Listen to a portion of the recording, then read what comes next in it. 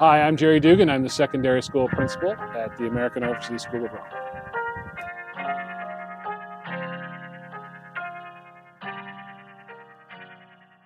So our facilities, as you can see, are continually evolving and expanding. You're looking at the middle school commons, or at least the back side of it behind me here. And that together with the new performance center, the first new construction on the campus in 60 years. So that speaks to our commitment to trying to develop the facilities for the students we already have. And we will not be building more new buildings, but we continue to improve things within the existing structures that we have. I think our facilities are really great. They're really top notch. What was the next one? Support. Sorry? Student support. Student support. So again, I think that's an area where we do very well, supporting all kinds of students. In the high school in particular, we have some personalized pathways to success because we have the different programs, the IB and the AP, and because we have those different programs, we have all different kinds of students. And so we support them in different ways. From the students who are really trying to achieve high things academically and trying to get into really competitive schools, we support them with a robust college counseling program. And then we also have students who have particular learning needs, and we have dedicated personnel and procedures for those students as well. Next one was culture. Well, the community is very important at AOSR. Like, people ask me all the time, for example, when I'm interviewing teachers that we're trying to hire or considering hiring, they always ask me, what do you like best about the school? And I always say the community. And that's because not just our multicultural milieu, but the fact that creates a culture particular to the school that I think is really positive and community oriented. Innovative learning. Innovative learning. So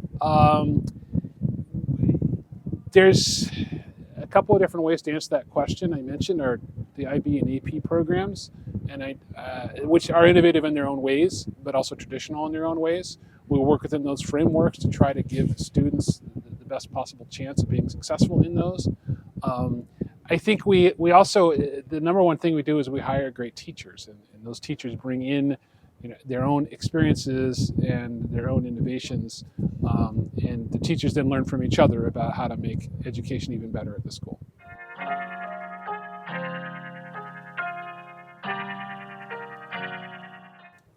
It certainly helps us maintain it. I hope it helps us elevate it as well. It's an opportunity every several years for a reflection on what you're doing. It's possible in education to sometimes get a little too comfortable with what you're doing.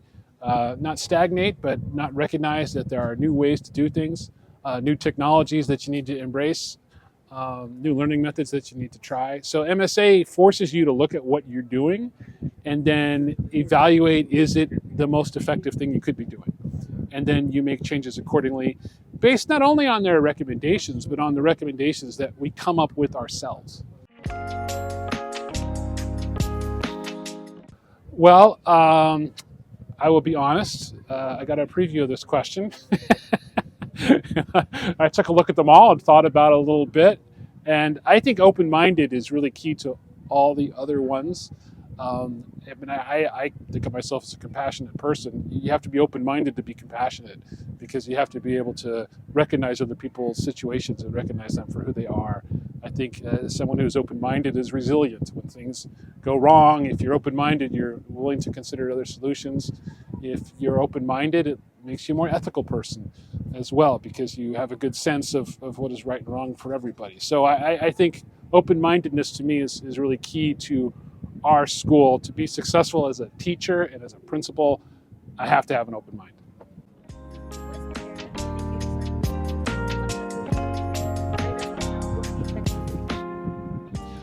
I think a lot of what we're doing is already geared in that direction. One thing I've tried to do as principal here is place an emphasis in the high school anyway, and including all secondary, on the IB program, not because everybody should do IB, but because I do think that the IB learner profile aligns well with our profile of a graduate.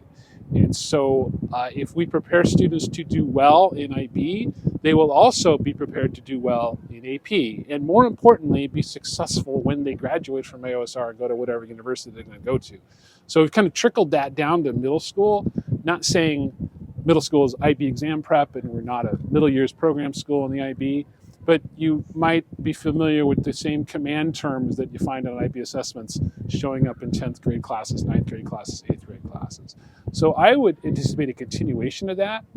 A somewhat unintended outgrowth of that was the growth in the IB program. We tripled in size in 3 years in the IB. It wasn't an aim I was going for. I think on the whole, it's basically a good thing that's happened because it shows that the students are embracing that kind of that rigor, but also the open-mindedness that I talked about before.